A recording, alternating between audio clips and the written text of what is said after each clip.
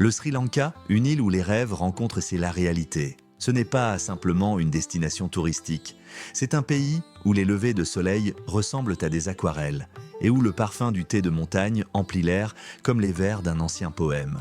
Le Sri Lanka est une terre pleine de mystères, de contradictions et de coutumes choquantes.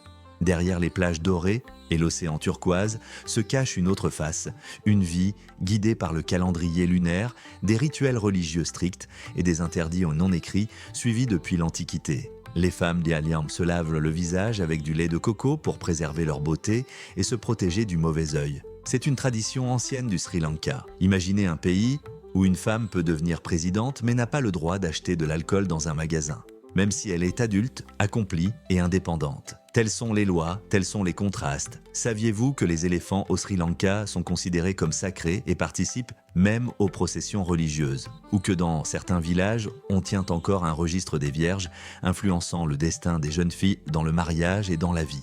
À plus de 200 mètres d'altitude, dans le rocher légendaire de Sigiriya, se trouvent des fresques du 5e siècle, des représentations de femmes sri-lankaises au sein volontairement agrandi. Ce n'est pas un mythe, c'est une partie de l'héritage fascinant du Sri Lanka. La culture du Sri Lanka, les traditions féminines, les interdits religieux, les secrets de beauté, les coutumes de choquants des Indes et la vie sans filtre au Sri Lanka. Tout cela vous sera dévoilé dans le nouvel épisode de la chaîne Histoire sans filtre. Installez-vous confortablement et regardez jusqu'à la fin. Vous découvrirez pourquoi les pêcheurs au Sri Lanka sont assis sur des perches au milieu de l'océan comme des héros d'un ancien mythe.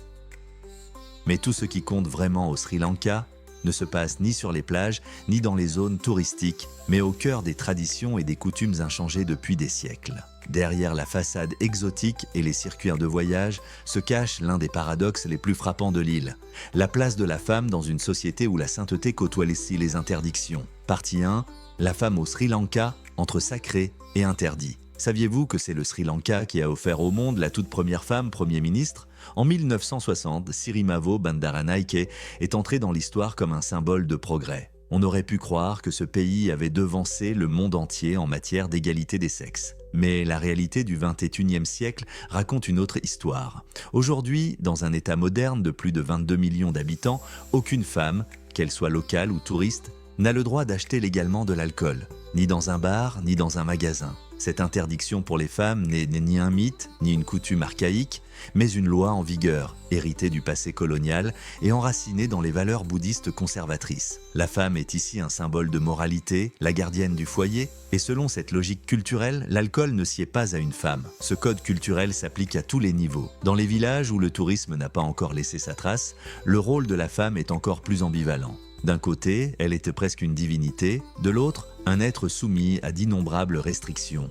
Chaque matin, les femmes y accomplissent un rituel de purification avec du lait de coco. Ce n'est pas simplement un soin de beauté, mais un ancien rite destiné à purifier le corps et l'âme, à éloigner le mauvais œil et les esprits malveillants. Car jeunesse et beauté ne sont pas perçus comme de simples dons de la nature, mais comme la preuve d'une pureté intérieure. Mais derrière cette culture de la pureté se cache l'un des mécanismes sociaux les plus choquants et les plus tabous, le registre non officiel des vierges.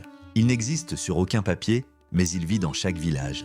Dans les communautés rurales du Sri Lanka, où les mariages sont encore souvent arrangés par les parents, la réputation d'une jeune fille est un capital, rumeurs, opinions des anciens et approbation silencieuse de la communauté, tout cela compose un système de contrôle invisible. Une jeune fille qui se marie pure apporte de l'honneur à sa famille. Celle dont la réputation est entachée peut perdre à jamais toute chance de respect et de mariage. Voilà la vie des femmes au Sri Lanka, là où la modernité se heurte aux coutumes anciennes, là où chaque geste, chaque regard, chaque mot peut entraîner une tragédie familiale. Le Sri Lanka sans filtre, ce ne sont pas seulement de magnifiques paysages, ce sont aussi des lois silencieuses qui façonnent des destins. Partie 2. Sigiriya, le rocher où vivent les secrets. Une légende gravée dans la pierre. Si vous pensez que toutes les contradictions du Sri Lanka se trouvent uniquement dans ses lois et coutumes, regardez vers la roche. Sigiriya, ou le rocher du lion, est l'un des sites les plus mystérieux du Sri Lanka. Un immense monolithe de pierre s'élevant à plus de 200 mètres au-dessus de la plaine, comme un décor de film sur des civilisations anciennes. C'est ici, au 5e siècle, que le roi Kassapa Ier fit construire une forteresse-palais. Ce devait être son refuge contre la trahison et la vengeance, après avoir pris le trône en tuant cruellement son propre père. En déplaçant la capitale d'Anuradhapura, Il transforma le rocher en un symbole de sa puissance et de sa paranoïa, avec des douves remplies de crocodiles, des jardins suspendus et une entrée en forme de lion sculptée directement dans la roche. Du lion ne subsistent aujourd'hui que les pattes géantes, mais elles inspirent toujours crainte et admiration. Le secret de Sigiriya se cache plus haut, sur le chemin menant au sommet, là dans une niche protégée de la pluie et du vent, résidant deux des plus grandes énigmes, le mur miroir et les fresques des apsaras. Autrefois, le mur était poli jusqu'à briller comme un miroir et le roi contemplait son propre reflet. Plus tard, des poèmes et des inscriptions y furent gravés. Première forme de graffiti ancien au Sri Lanka. Mais ce ne sont pas les murs qui captivent de touristes et historiens. Ce sont les fresques. Une vingtaine de représentations de femmes, des nymphes célestes, les apsaras, ornent la voûte rocheuse. Elles sont à demi nues, gracieuses, avec des visages d'une beauté sereine. Mais ce sont surtout les formes de leur corps, et en particulier leurs seins parfaitement arrondis, qui ont suscité de nombreuses discussions. Certains chercheurs avancent une théorie audacieuse.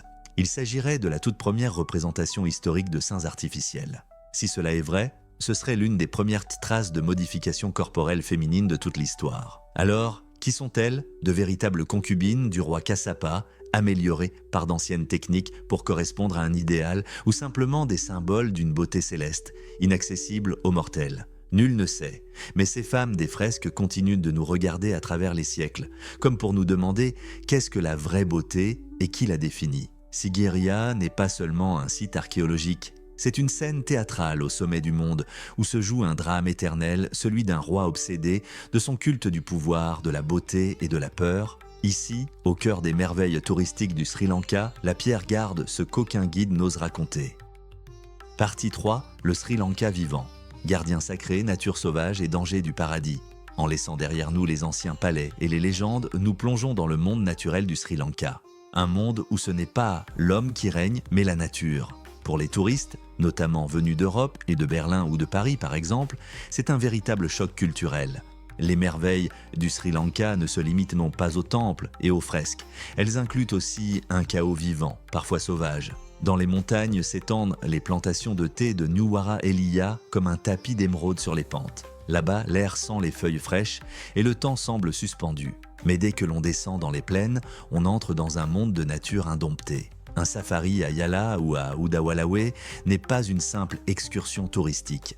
C'est une aventure au cœur de la jungle. Partout, on croise des singes au Sri Lanka. Des macaques effrontés escaladent sur les toits, tandis que les langurs nobles observent depuis les murs des temples. Des écureuils géants, presque de la taille d'un chat, bondissent de branche en branche. Et les ponts, avec leur plumage turquoise éclatant, font résonner l'aube de leurs cris perçants. Mais le véritable emblème de la faune sri-lankaise, c'est bien sûr l'éléphant sauvage. Ici, il n'est pas un simple animal. Dans la culture singalaise et tamoule, l'éléphant est presque une divinité. Il participe aux cérémonies bouddhistes, veille sur les temples du Sri Lanka et apparaît souvent au beau milieu des routes. Les habitants les appellent les gardiens sacrés des routes. Et si un éléphant se trouve sur votre chemin, les voitures s'arrêtent. C'est une règle non écrite au Sri Lanka, un rituel ancestral de respect envers la nature, mais ce paradis a aussi sa part d'ombre. Dans la jungle, on peut croiser l'un des serpents les plus venimeux d'Asie, la vipère de Russell ou le cobra à lunettes. Dans les rivières se cachent des crocodiles marins, incroyablement dangereux et imprévisibles. Et dans l'ombre des arbres rôde le léopard du Sri Lanka, un prédateur rare et discret, capable d'apparaître à seulement quelques kilomètres d'un village. Et si vous vous dirigez vers la côte, dans la région de Mirissa, vous pourrez partir en safari pour observer les baleines. Là-bas, on peut voir des baleines bleues, les plus grands animaux de la planète, glissant majestueusement dans les profondeurs de l'océan Indien. Voilà l'âme double du Sri Lanka. Le matin, méditation au temple de Dambulla ou dans la ville sacrée de Kandy. L'après-midi, thé face aux montagnes. Et le soir, rugissement d'un léopard dans la jungle ou un éléphant sauvage devant votre porte. Ici, sur cette île énigmatique d'Asie du Sud, la nature sauvage, les animaux sacrés, les espèces dangereuses et les sites culturels classés par l'UNESCO ne font plus qu'un. Le rocher de Sigiriya, le fort de Galles, les anciennes capitales de Polonnaruwa et d'Anuradhapura, ce ne sont pas seulement des points sur une carte mais des nœuds qui relient le passé, la nature et l'esprit du Sri Lanka.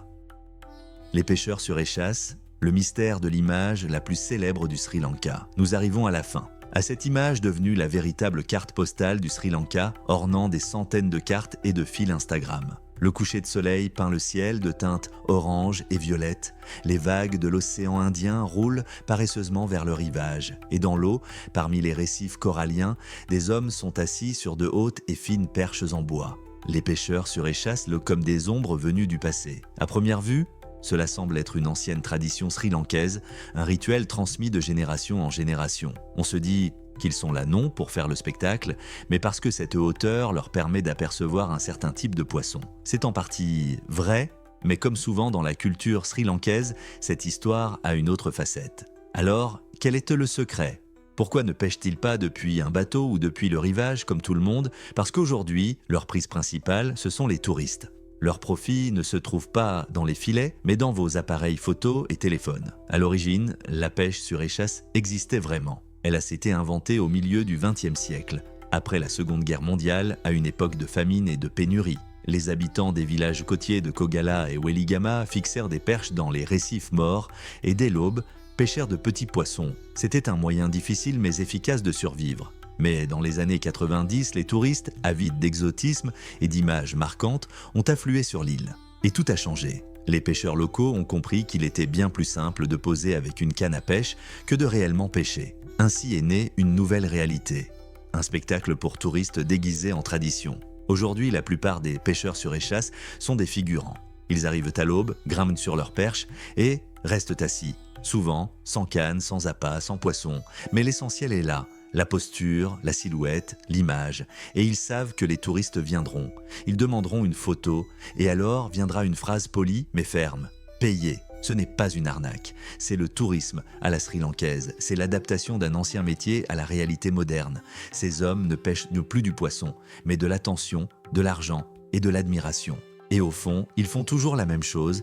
Ils essaient de nourrir leur famille, simplement autrement. Et c'est là toute l'essence du Sri Lanka sans filtre. Une île où les rituels anciens deviennent des performances, où les animaux sacrés traversent les autoroutes modernes, où une femme ne peut pas acheter d'alcool mais peut devenir chef d'État, et où des fresques semi-nues vivent dans des temples bouddhistes. Le Sri Lanka n'est pas simplement une perle de l'océan Indien, c'est un paradoxe culturel, une énigme exotique, une île de contradictions et de profondeur.